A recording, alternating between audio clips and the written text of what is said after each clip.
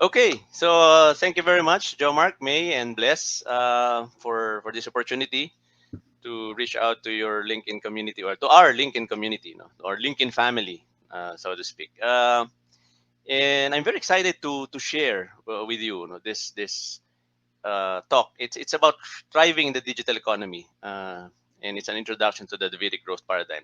Well, it's about a framework that I created to help businesses not just to survive but to thrive in the digital economy by creating for them a roadmap for their digital transformation, and it's called the Davidic Growth Paradigm. But first, let me share with you the major motivations that have led me to create such a framework.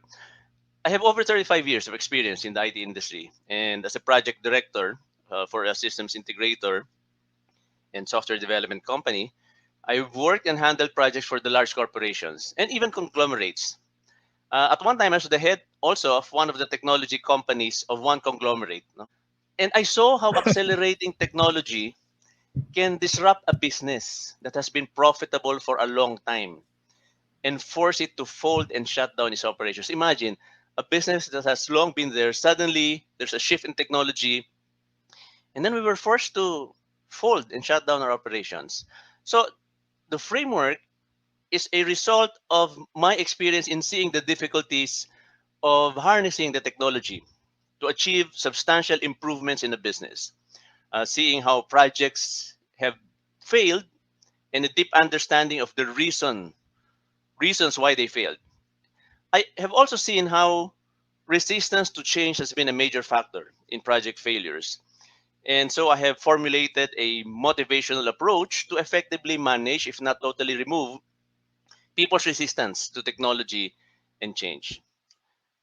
Now, in the past 2 years, we have seen how the pandemic has worsened the impact of accelerating technologies, especially on small and medium enterprises all over the world. Businesses have been forced to adopt tech-based solutions, but they were not prepared for it.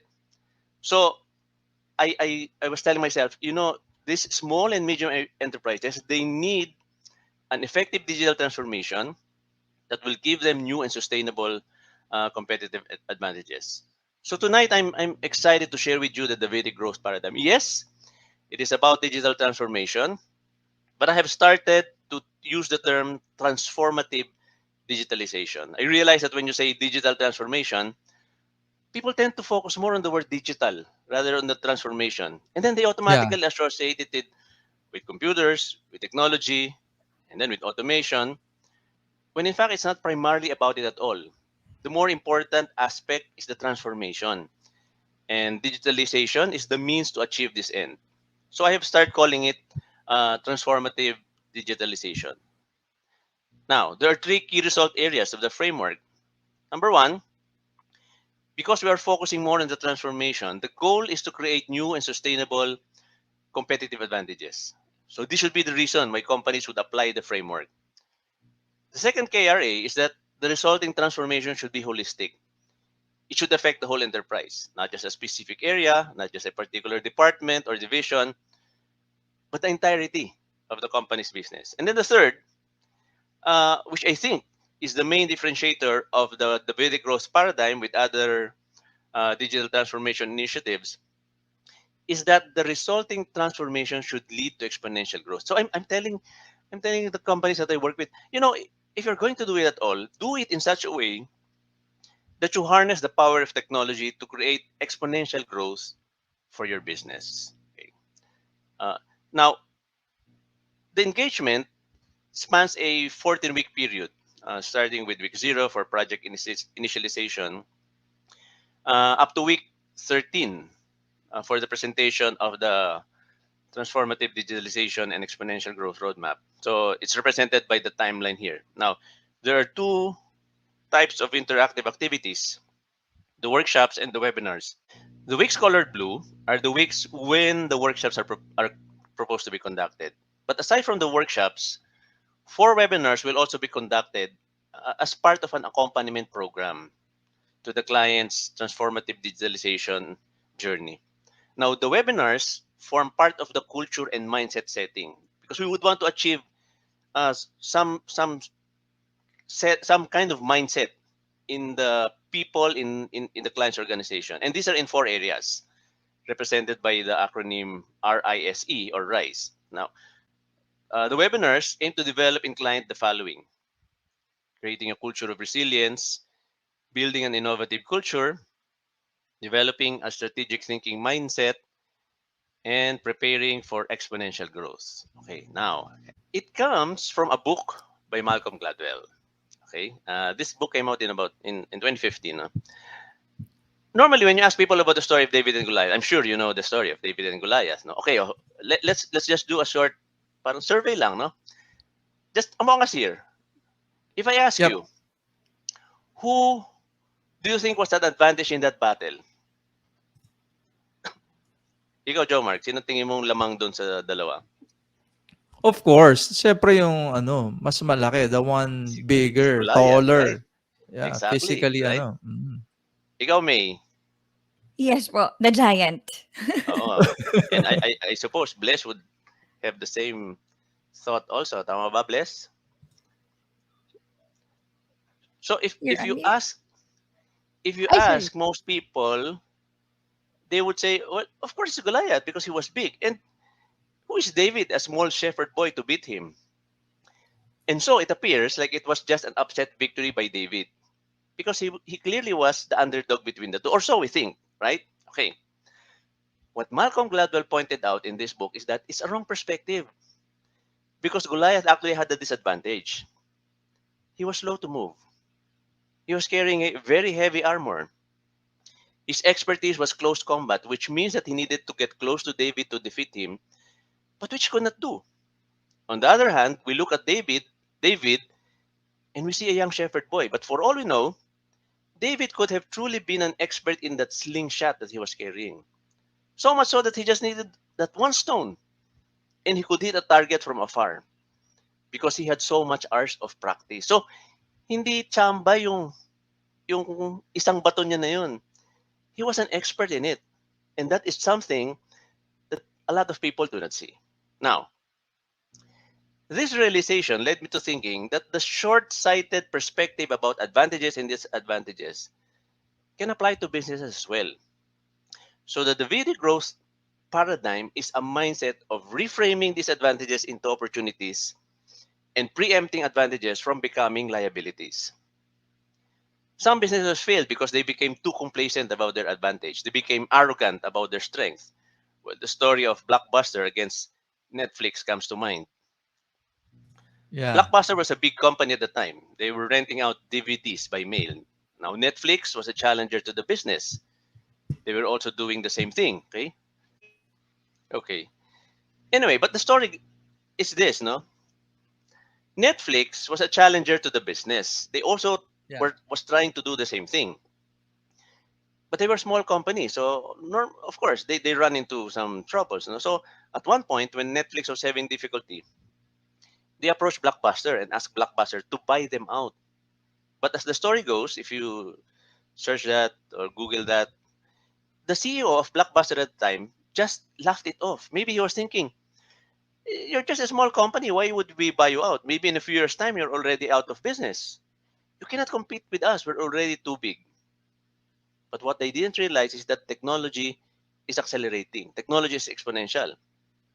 What happened was that Netflix was able to harness the power of technology to pivot to a more profitable form of video delivery, which is streaming. And before Blockbuster knew it, they were outperformed by Netflix. Eventually, Blockbuster filed for bankruptcy, while Netflix grew to become the multi-billion-dollar company that it is now.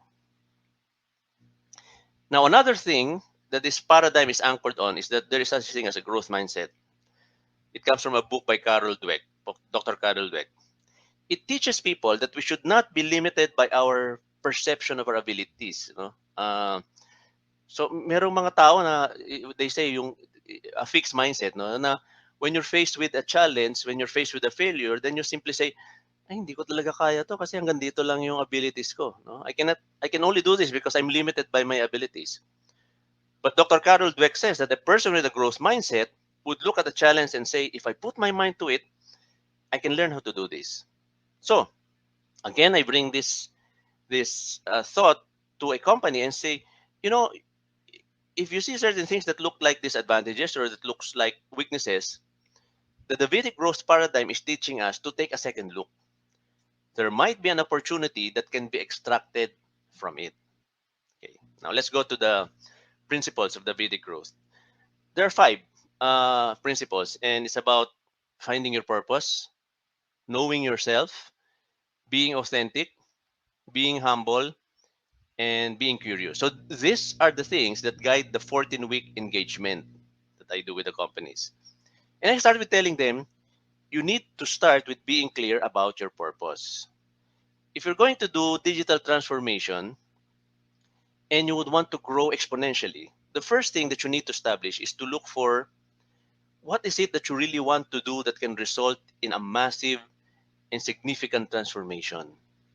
So it should not just be about making profit or creating big returns for your shareholders. Okay, that is what is needed first. No, you need to have that. No, you need to be clear about what your purpose here is. No, now again, it comes from a book. It's a book by Salim Ismail, and it's called Exponential Organizations. And in this book, he studied companies who grew 10 times faster than their competitors in a short period of time. Companies like Google, Apple, Amazon, Uber, Netflix, also Spotify, and Airbnb. And then he asked the basic question: how are they able to do it? And one of the things that they found out common among these companies is they all had an MTP, or what is called a massive or a massively transformative purpose. In other words, this is telling us to think big. Okay, that is what this is telling us. Incremental growth is constant. No? You grow at a steady rate. Okay, but exponential growth progresses at an increasing rate, and so that is what propelled these companies to grow that fast in a short period of time. And so the Davidic growth paradigm is also encouraging us to think big or beyond incremental growth. Okay. In fact, later on, I will plug my newsletter on LinkedIn, which is about thinking big, and I would invite the attendees of this live feed to subscribe to the newsletter. Now, example, Google. They started out in 1998, not even 25 years old. But imagine in those 25 years, they grew to 4 billion. And by the start of 2022, they were valued at $420 billion. But right from the start, their massive transformative purpose was organize the world's information. Wow, that's an audaciously big Yeah. aspirational purpose. But it's something that transformed our planet, our habits, the way we work, right? Di ba? O ngayon, pag meron kang gustong hanapin, anong gagawin mo? Ano sasabihin mo? I-Google mo yan. Okay, Google. I-Google mo. Okay, Google. I-Google mo You Google it, yan. right? Google. Imagine, it has transformed us, right? Di ba? Di ba? Transformed practically all of us, no?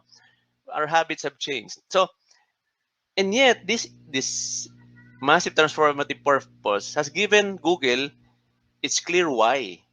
No, it's what they wake up for every day. No, it's behind what they're doing, and it has united them and moved them to action all these years. Now, the second principle is about knowing yourself. Okay, so earlier we said that one key tenet of the paradigm is that it should be holistic and should affect the entire enterprise. So for the knowing yourself part, I asked the company to look at 6 areas of their enterprise. We call this the Davidic growth areas.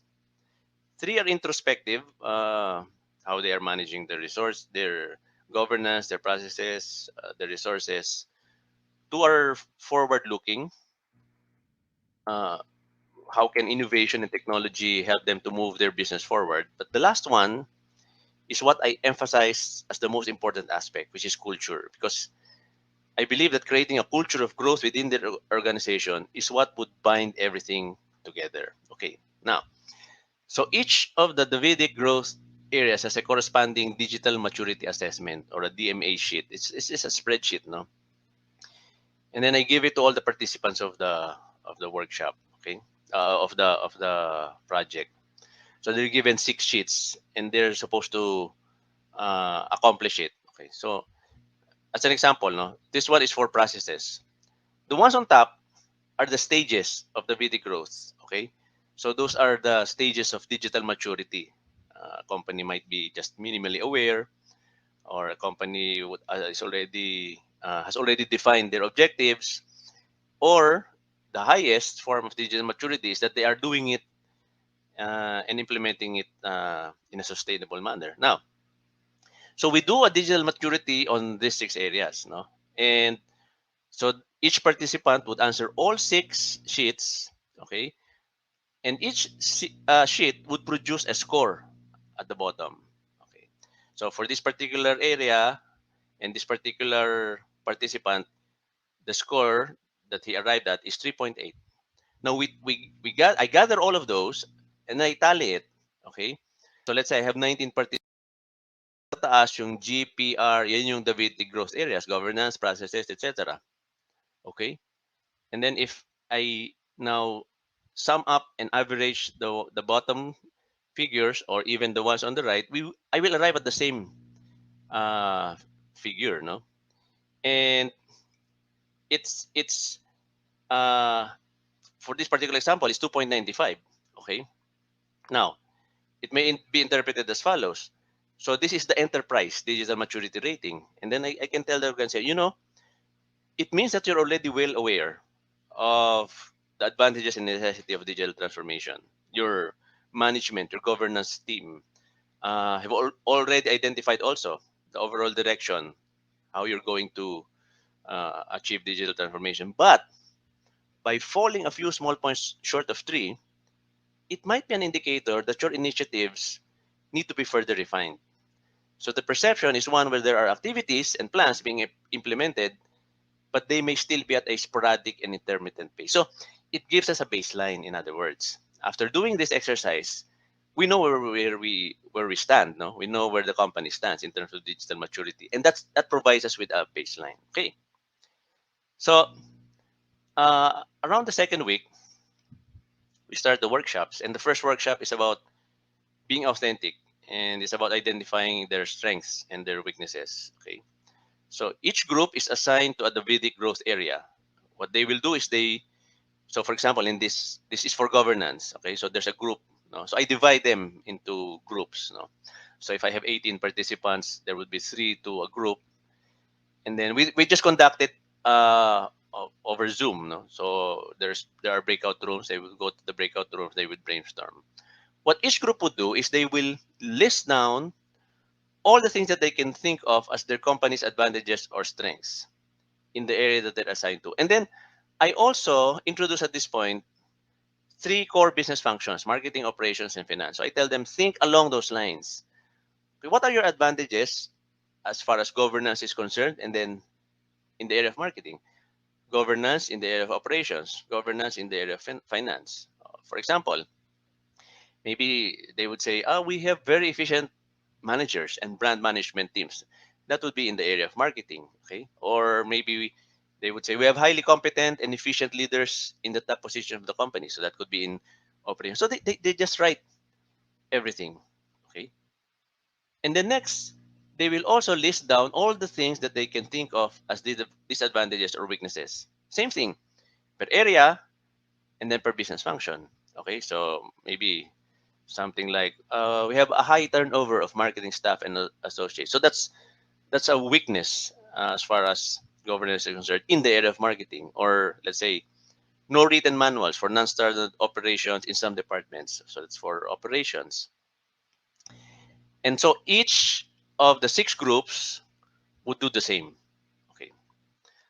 Now, and then on the fourth week, they come back for a second workshop. And this time we tackled the fourth and fifth Davidic growth principles. The fourth is be humble. What they will do is they will look at the advantages written in the previous workshop and then brainstorm on what bad things can possibly happen. So I tell them, okay, look at each of the advantage that you wrote down and then try to think what can possibly go wrong. Okay, think of a worst case scenario. What could possibly, if you become too complacent, if you become maybe even arrogant about your strengths, what What can possibly happen? In other words, what can possibly turn their advantage or strength into a liability or a weakness? Now, the fifth principle is be curious. And then this time they will look at the disadvantages. But this time they will now try to draw from their creativity and innovation and think, are there opportunities that can possibly be extracted from them? Now, if I go back to the timeline, no, remember there were four webinars, right? So it's just in time for this also, because by this time I've also already given them the second webinar, which is building a culture of innovation. Okay, building an innovative culture. Okay. So by the time they have some inputs also, and we've had some exercises on how to think creatively, how to think in an innovative way, and so they apply that to this. Before we end the second workshop, I give them a glimpse of where all of this is heading to. I explain to them that those things that they have produced are showing us potential growth opportunities, and we will use this to move the six Davidic growth areas to our growth targets. So it's also an acronym that spells growth. Okay. In other words, governance should become governance excellence. Their processes should become replicable strategies. Okay. In other words, they are quality processes. They can be measured. They can be repeated. Okay. They need to the resources. They should be able to introduce ways to optimize the use of the resources. Okay. And they should come up with winning innovations or new ways of doing the old things that they've been doing, but at the same time look for technologies that they can harness so that they can do these innovations in a more effective and efficient way, because that is what will give them their technological advantages. Finally, they need to build a heightening culture. uh, this is where at some point every one of them automatically, okay, naturally thinks or seeks ways of improving, being better, or making their organization more productive. By the sixth week,